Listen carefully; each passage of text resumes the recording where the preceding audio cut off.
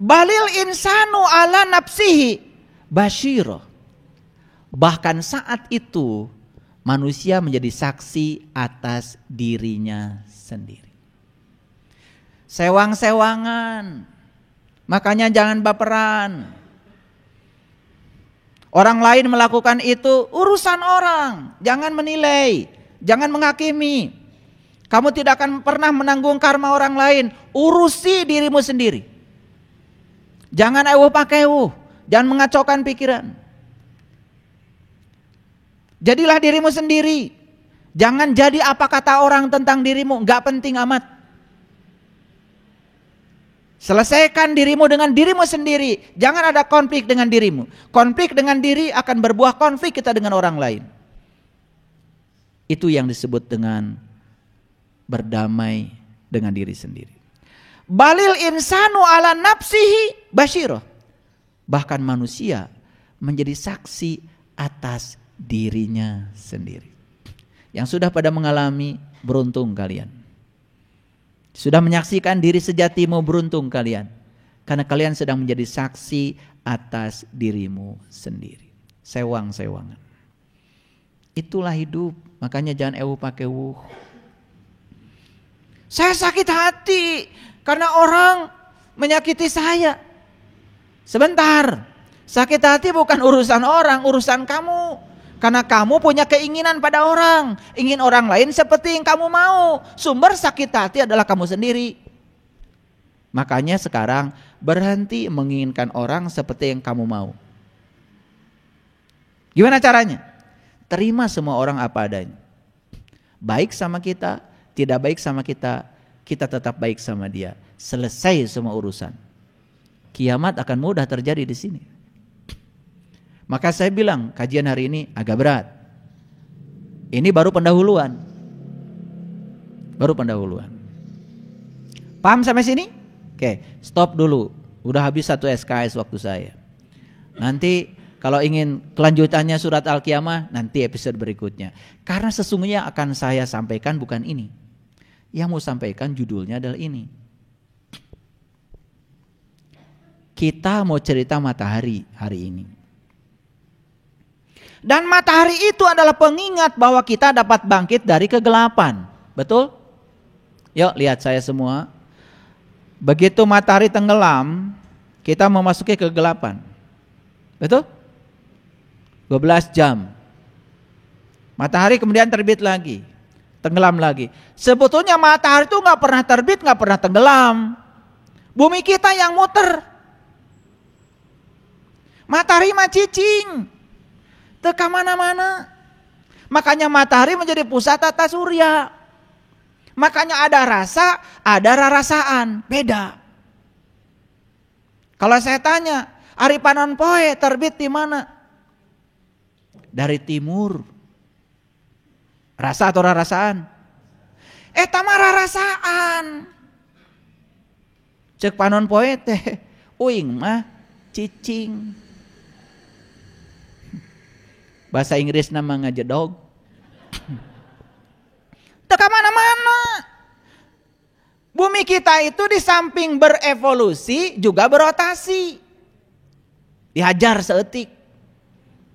Bumi kita itu di samping berotasi juga berevolusi. Makanya kadang-kadang bumi kita menghadap matahari, kadang-kadang membelakangi matahari. Di samping berevolusi juga berotasi. Kalau berevolusi saja, karunya atu anu di tukang, moal kabagean.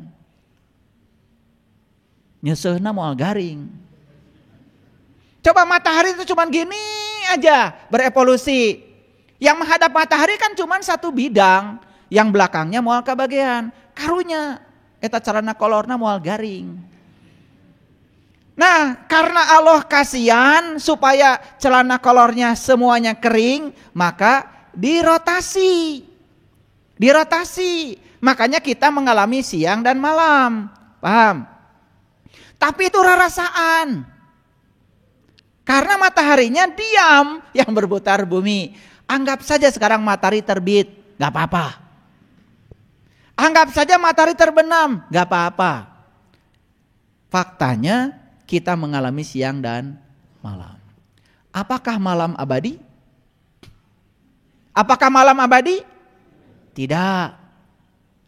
Maka malam akan berganti siang. Apakah siang abadi? Tidak.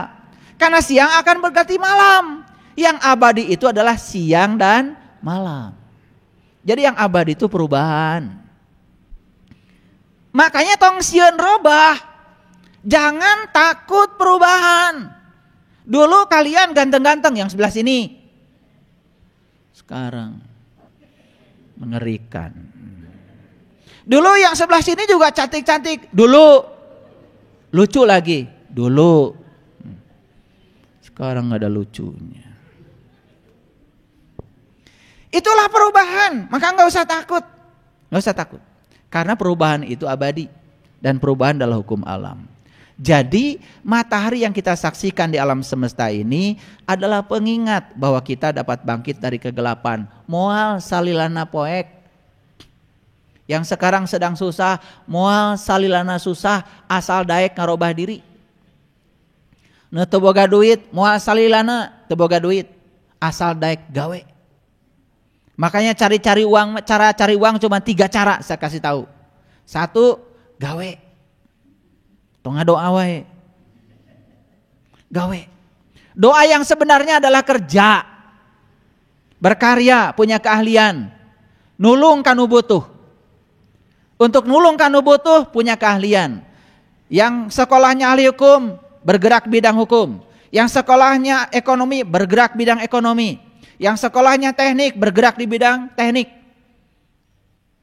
Yang sekolahnya di bidang pendidikan, ayo jadi guru.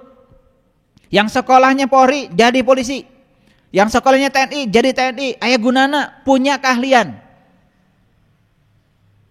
Paham? Baru bisa nulung kanu butuh.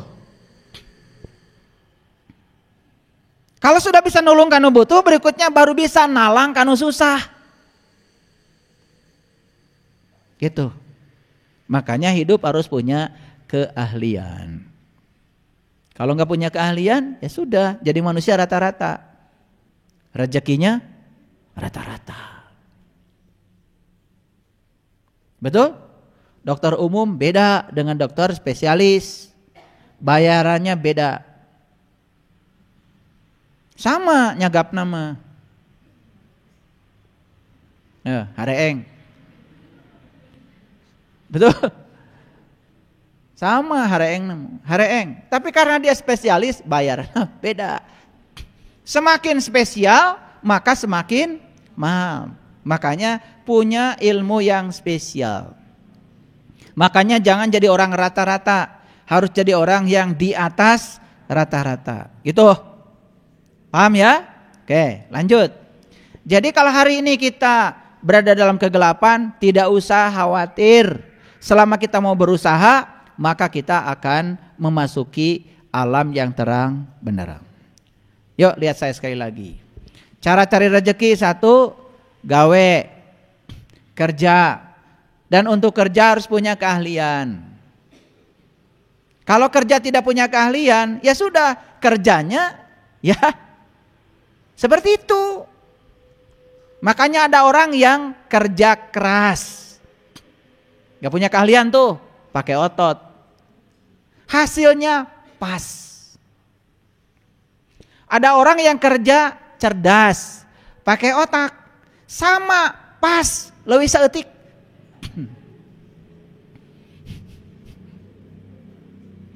Nah, yang luar biasa adalah orang yang kerjanya ikhlas. Hasilnya tanpa batas. Kenapa saya rezekinya terbatas? Tanya diri kamu, kerja keras atau kerja cerdas? Sepanjang kamu ada di dimensi itu, rezekimu ya gitu-gitu saja. Tidak akan memasuki wayarzuqu min haitsu la yahtasib. Mual. Karena syarat untuk memasuki wayarzuqu min haitsu la yahtasib harus wa may yattaqillah. Wa may yattaqillah yaj'al lahu makhraja wa yarzuqhu min haitsu la yahtasib. Wa may yatawakkal 'ala Allah fa huwa hasbuh. Innallaha balighu amri. Qad ja'alallahu likulli syai'in qadra. Malah eta ayat diwiridkeun. Karena maneh wirid Wirid naon? Doa 1000 dinar. Wih. Wa may yattaqillah yaj'al lahu makhraja wa yarzuqhu min haitsu wa may yatawakkal 'ala Allah. Nepi ka isuk teu sare. Batur gawe manehna hees. Rek datang kumaha 1000 dinar. Itu salah kaprah. Nih saya kritik tuh di KSKJ itu. Ya. Suka ada pengumuman tuh. Hari ini baca surat Al-Kahfi. Tuh, SKJ itu. Saya bukan anti baca surat Al-Kahfi. Saya senang sekali dan akan kita bahas. Tapi kalau dibaca terus aja gak ngerti isinya, tidak tahu pesan surat Al-Kahfi, moal beunghar. Paham maksud saya? Oke. Wa may yattaqillah yaj'al lahu makhraja. Bekerjalah atas nama Allah. Itu namanya bekerja ikhlas. Saksikan saya, hasilnya tanpa batas. Kalau mau ngasih sama orang, ngasih aja. Gak usah mikir orang akan membalas kebaikan kita. Itu namanya bekerja ikhlas. Kalau mau bekerja, bekerja saja. Gak usah mikirin tanggal 1 gajian. Tuh di pikiran ge pasti datang tanggal 1 mah. Betul gak? Iya, bekerjalah menjadi pelayan Allah, menyampaikan cinta kasih Allah pada orang yang butuh pertolongan Allah. Buang pikiran kita tentang uang dan gaji. Jangan cari uang, cari yang punya uang. Baru beres kerjanya. Jadi kenapa kok saya udah kerja keras, gajinya selalu pas.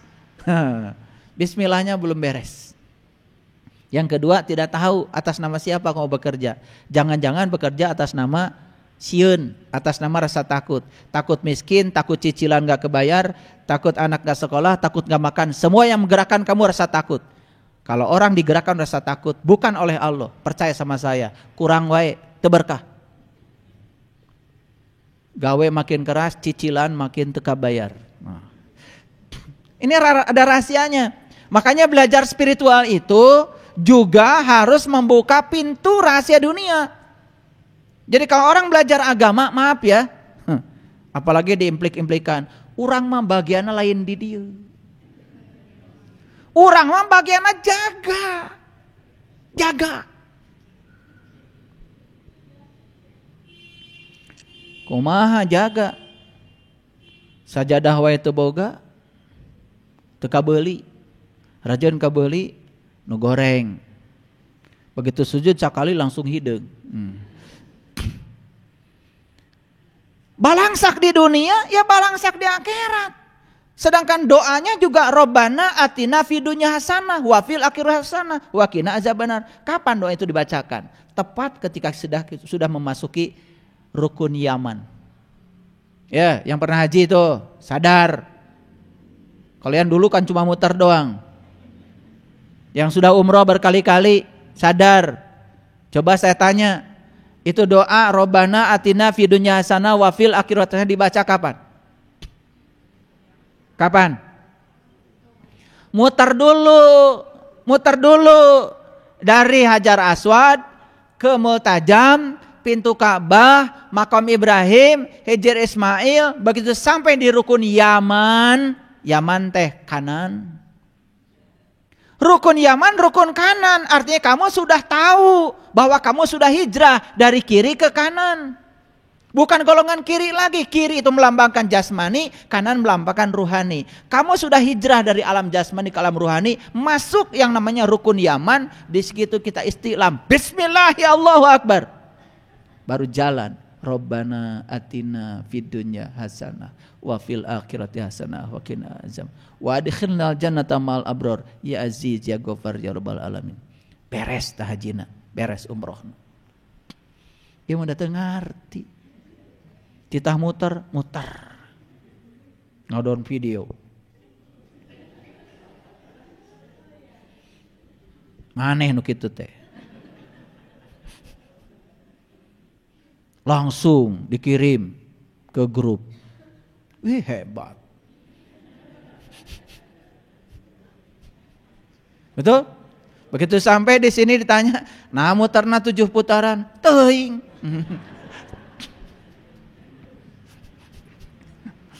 Duh. Ya. Lanjut sekarang. Jadi matahari itu adalah pengingat bahwa kita bisa bangkit dari kegelapan. Baik, kita buka sekarang rahasianya. Ini ada Quran surat Al-Imran. Ini Al-Imran ya, ayat 190.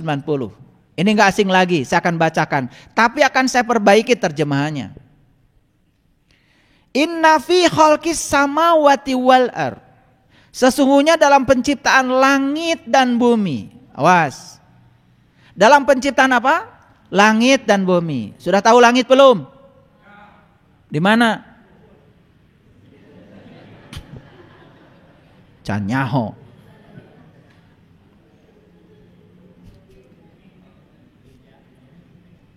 Udah? Nanti kalian cari langit ya. Kasihan Delo. Inna fi khalqis samawati wal ardh wahtilafil laili wan nahar la ayatil liulil albab. Ini saya perbaiki terjemahannya. Sesungguhnya dalam penciptaan langit dan bumi. Langit dan bumi. Lihat tangan saya. Langit dan bumi. Ngerti ya? Ya belum ngerti. Harus ngerti nanti. Langit dan bumi. Tahu 7 lapis langit? Emang kue lapis. Kita membayangkan 7 lapis langit itu kayak kue lapis. Dan langit selanjutnya katanya Sidratil Muntaha, puncak kesadaran. Ari maneh sadar di mana? Kan sadar mah di dieu. Lain di ditu. Ada orang kehilangan kesadarannya. Nu mana nu ruksakna? Sukuna atau bujurna? Eta enggak saya jelaskan ya biar bingung. Nah, apa ulil albab itu? Ulil albab itu kata Quran, allazina yazkurunallaha qiyaman wa qu'udan wa ala junubihim. Jadi ulul albab itu orang yang sudah bisa mengingat Allah dalam keadaan berdiri, duduk dan berbaring. Berarti siapa ulul albab itu? Tentu saja orang yang sudah tahu dan kenal kepada Allah. Kenapa dia tahu dan kenal kepada Allah? Karena dia sudah menyaksikan tanda Allah pada pergantian siang dan malam. Jadi bergantinya siang dan malam tuh kita harus baca, di situ ada tanda Allah yang luar biasa. Di dalam diri kita ada siang? Ada. Dalam diri kita ada malam? Ada. Panggihkeun, temukan siang dan malam dalam diri. Temukan. Kalau sudah bisa menemukan siang dan malam dalam diri, di sini bukan di luar.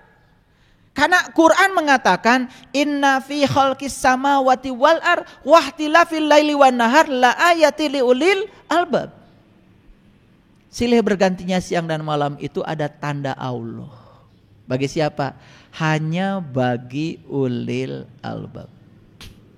Bagi yang bukan ulil albab tidak ada, tidak terbaca, tidak ada tanda apa-apa. Pokoknya penting sare beurang nyaring eta we wungkul.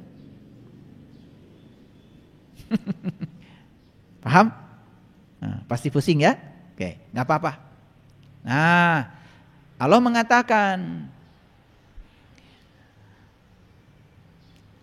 dia itu ulul albab itu doanya satu.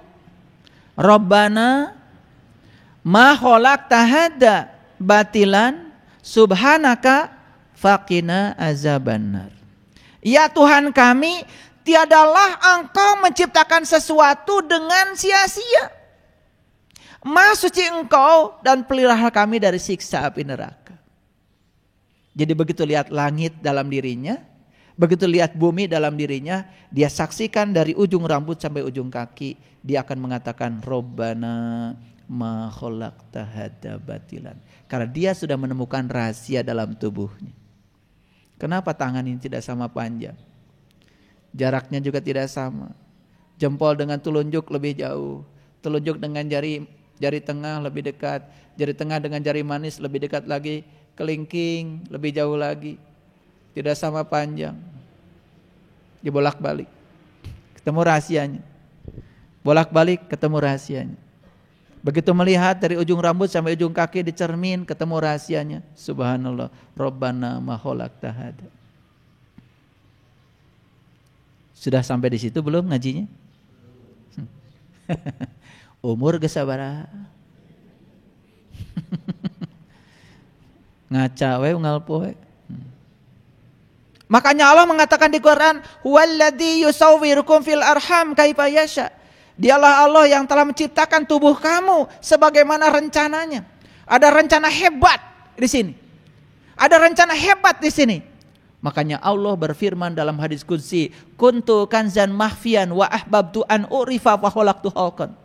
Aku adalah suatu perbenaran yang tersembunyi. Aku ingin agar aku dikenali, maka aku ciptakan manusia. Setelah Allah menciptakan tubuh ini, maka kita bisa mengenal dia. Mumpung kita masih punya tubuh, yuk jadikan tubuh ini sebagai kendaraan untuk mengenali dia. Mumpung masih punya tubuh yang sempurna. Saya kasih tahu ya, pada saatnya kalian akan kehilangan tubuh ini. Dan saat kalian kehilangan tubuh, dan pada saat punya tubuh belum mengantarkan jiwa kepada Sang Maha Jiwa, begitu kehilangan tubuh, maka sang jiwa tidak punya lagi kendaraan. Itulah yang disebut dengan mati dalam keadaan tersesat, tidak tahu jalan pulang. Duh, kasihan ya. Paham sampai di sini? Oke. Lanjut. Ada apa sih di siang itu? Ada apa siang? Ada matahari. Ada apa sih malam? Gak ada matahari, itu aja. Ya, itu aja. Jadi apa sesungguhnya siang dan malam? Siang itu lambang dari kehadiran cahaya. Sedangkan malam gelap lambang dari ketiadaan cahaya.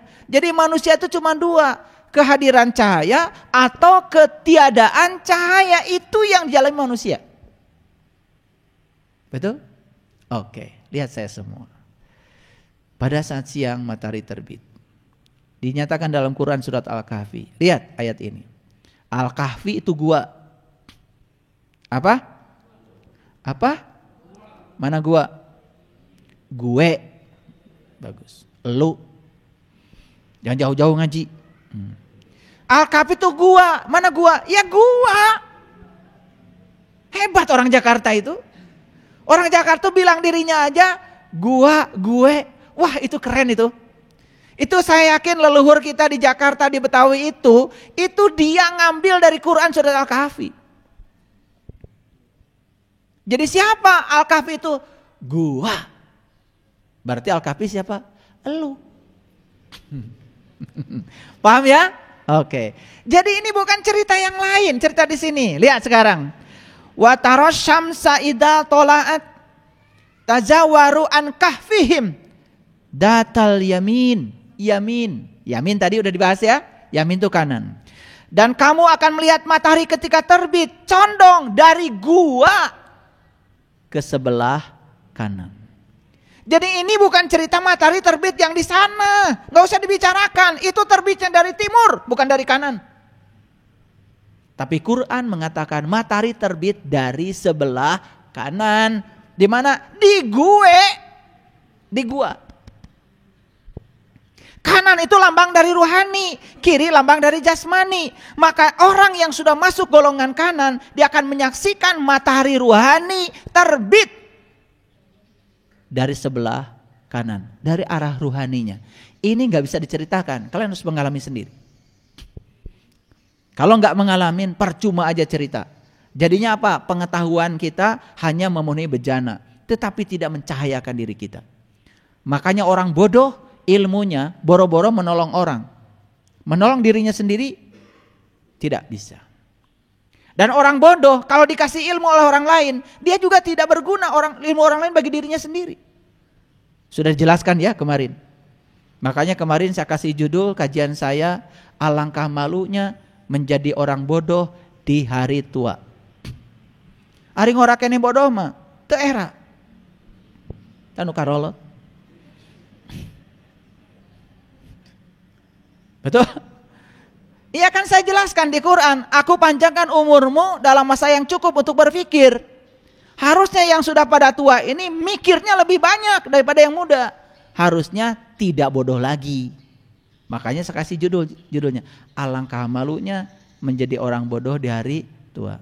Nih kalau saya ditanya judul tuh suka datang sendiri itu. Judul besok apa? Saya cuma diam aja gini langsung datang gitu. Di intuisi. Lah ini judulnya gitu. Ya sama hari ini juga saya ditanya judul, apa judulnya? Udah saya cerita matahari. Yuk kita lanjutkan. Dan kamu akan melihat matahari ketika terbit condong dari gua mereka ke sebelah kanan. Mereka ini Ashabul Kahfi. Siapa Ashabul Kahfi? Orang yang sedang masuk ke dalam gua. Lihat. Orang yang sedang masuk ke dalam gua. Mana guanya? Gue. Gimana cara masuknya? Disitulah perlu guru. Supaya tidak salah kaprah. Karena perjalanan ke dalam diri walaupun dekat itu sangat berbahaya. Tapi perjalanan keluar diri walaupun jauh tidak berbahaya. Lihat, kita lanjutkan ayatnya. Dan bila matahari terbenam menjauhi mereka ke sebelah kiri. Nah, matahari itu yang diceritakan di ayat ini matahari ruhani. Terbit dari sebelah kanan, terbenam ke sebelah kiri.